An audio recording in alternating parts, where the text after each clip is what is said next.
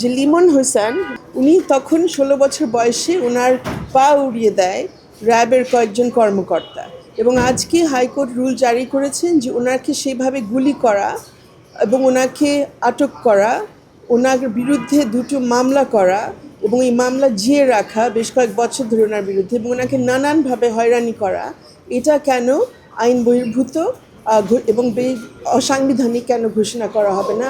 কেন ওনার মৌলিক অধিকার লঙ্ঘন হয়নি? কেন এইভাবে একটা ঘোষণা আসবে না?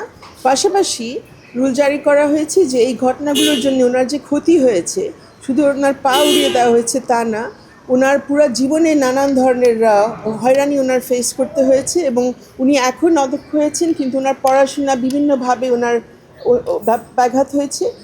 সেটার জন্য ওনাকে কেন ক্ষতিপূরণ দেওয়া হবে না, এই মর্মেও রুল জারি হয়েছে। এবং পাশাপাশি একটি অন্তর্বর্তীকালীন আদেশও হয়েছে যে যারা যেই র্যাবের যে কর্মকর্তারা এই ঘটনার সাথে জড়িত ছিল তারা কোথায় আছে তাদেরকে যাতে চিহ্নিত করা হয় এবং তাদের লোকেশনটা কি সেটাও যাতে কোর্টের কাছে জানিয়ে দেওয়া হয়। তো আজকে যে আদেশটা হয়েছে সেটা আসলে 15 বছরের একটা বিচারের যাত্রার একটা বড় ধাপ আমরা অতিক্রম করেছি।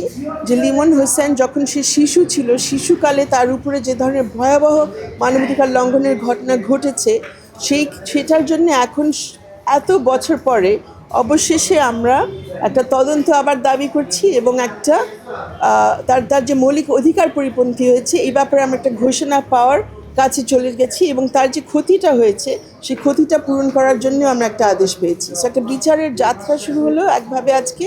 15 বছর এটা সম্ভব হয়নি এবং নানান প্রতিষ্ঠান এই ঘটনার সাথে জড়িত ছিল।